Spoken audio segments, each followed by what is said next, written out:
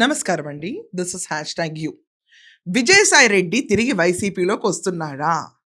మధ్యవర్తిత్వం ఒకళ్ళు పెట్టిచ్చేసి మీడియేషన్ చేపిచ్చి విజయసాయి రెడ్డిని తీసుకురావాలని చెప్పి జగన్ ప్రణాళికలు రచిస్తున్నాడా? యెస్. ఇదే ఒక హాట్ టాపిక్‌గా మారింది ఈరోజు. మనం చూసుకుంటే విజయసాయి రెడ్డి ఎన్నికలు అవ్వక ముందాక నంబర్ 2 పొజిషన్‌లో ఉండేవాడు. తర్వాత లిక్కర్ పాలిసీ మేకింగ్‌లో గూడా బాబు గారిది కీలకమైన హస్తమే. అందుకే లిక్కర్ విషయంలో గూడా ఆయన పిలుస్తా ఉంటారు. "రా రా ఒకసారి రా వచ్చెలవా" అని. అది కాకుండా అరబిందో ఫార్మా నుంచి ఈ రాజ్ కేశిరెడ్డికి డీకార్ట్ కంపెనీకి డబ్బులిప్పిచ్చాడు వడ్డీ రూపేణ.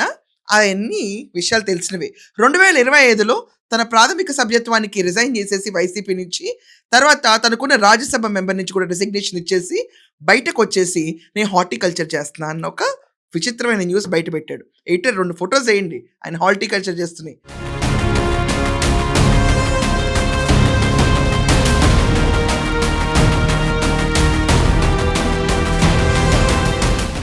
ఆ జీపేసుకున్న ఫోటోలు దోల తీరిపోయిందేమో. తర్వాత మళ్ళీ వచ్చి లేదు లేదు నేనొక న్యూస్ ఛానెల్ పెడతా అన్నాడు.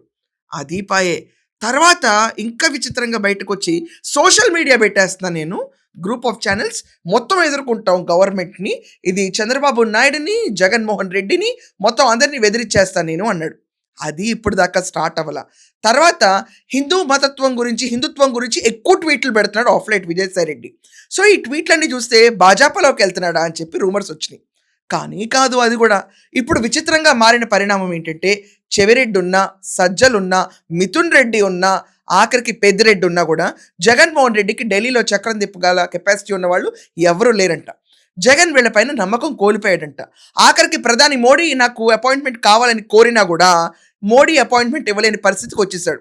అదే జగన్మోహన్ రెడ్డి సీఎంగా ఉన్నప్పుడు విజయసాయి రెడ్డి అన్ని పనులు రాయబారిగా చక్కబెట్టి ప్రాపర్గా దంచుకోవడానికి రాష్ట్రానికి ప్రణాళిక రచించేవాడు. విజయసాయి రెడ్డి అప్పట్లో నెంబర్ 2 నుంచి 2000 పొజిషన్కి పడే టైంలో చేసిన వ్యూహరచన. నా పొజిషన్ పడిపోయింది కాబట్టి నేను వెళ్ళిపోయాను అన్నాడు. అంతకు మించి ఇక్కడ అక్రమాలు అన్యాయాలు జరిగినాయి కాబట్టి నేను వెళ్ళా అనలా. అంత నిజాయితీ అయిన రాజకీయవేత్త ఈ విజయసాయి రెడ్డి. సో ఈ విజయసాయి రెడ్డి గురించి కొంచెం నెమరు వేసుకోవాలనుకుంటే పాత జ్ఞాపకాలు గుర్తుకొస్తున్నాయని మైండ్లో బాగానే తిరుగుతాయి.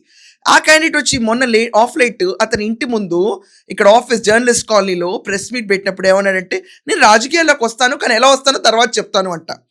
ఇప్పుడు జరుగుతున్న విశేషం ఏంటంటే 1-2 రోజుల్లో వైసీపీలోకి నెంబర్ 2 పొజిషన్ ఇస్తే విజయసాయి రెడ్డి తిరిగి వచ్చేసేటట్టున్నాడు.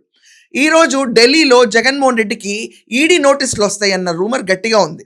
లిక్కర్ కుంభకోణంలో జగన్మోహన్ రెడ్డి వెళ్తే కనుక అంతిమ లబ్ధిదారుడు జగన్మోహన్ రెడ్డి అన్న న్యూస్ దేశవ్యాప్తంగా పాకిపోతుంది. ఇంటర్నేషనల్లీ ఒక కేసు స్టడీ అవుతుంది. ఇది కాకుండా తిరుపతి లడ్డూలో నుండి ప్రతి ఒక్కటి స్కాముల్ని ఇప్పుడున్న so called Sajjala and team Borugadda ఎండేసి పడేసాడు వీళ్ళని. ఏ కెపాసిటీ లేని పీపుల్ అని చెప్పి.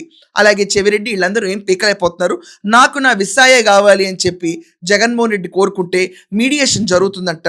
నెంబర్ 2 పొజిషన్ ఏముంది, నువ్వు నా బ్రదర్ అని చెప్పి భుజం మీద చేయటమే. సో ఈ లెవెల్లో రెచ్చిపోయిన జగన్మోహన్ రెడ్డి అతను తీసి పక్కన పడేయటం, 2 ఏళ్లలోనే మళ్ళీ తిరిగి రమ్మంటాం, 2-3 రోజుల్లో ఇతను పార్టీలో కలిసిపోవటం, ఓ శుభముహూర్తం కూడా ఫిక్స్ అయిందని చెప్పి వార్తలు బయటకు రావటం ఇప్పుడు పెద్ద చర్చనీయాంశమైంది. మళ్ళీ అదే వైసీపీలోకి వెళ్ళి మళ్ళీ అదే మోడీ పెద్దల షాతో కల్పించి ఇతన్ని అరెస్ట్ కాకుండా, ఇతనికి ఈడీ నోటీసులు రాకుండా, ఇతని పరువుకి డెంట్ పడకుండా లిక్కర్ కుంభకోణం నుంచి బయటేస్తాడని ఆశిస్తూ మళ్ళీ political re entry in YCP జరుగుతుంది విజయసాయి రెడ్డిదని గట్టిగా రూమర్స్ వినిపిస్తున్నాయి. ముహూర్తం కూడా ఫిక్స్ అయిందంట. మేబీ అన్నీ చూసుకుని శ్రావణ మాసంలో రామ్మ రా అని తీసుకొస్తారేమో విజయసాయి రెడ్డిని. మరి వేచి ఉండాలి. We all have to wait and see. మీ అందరి దృష్టిలో విజయసాయి రెడ్డి వస్తాడా రాడా? ఈ మీడియేషన్ కరెక్ట్గా క్లిక్ అవుతుందా లేకపోతే జగన్మోహన్ రెడ్డికి ఎదురు దెబ్బ తగులుతుందా? దీనిపైన మీ ఒపీనియన్ ఏంటో ఖచ్చితంగా కమెంట్స్లో రాయండి. That's all for now. Thank you.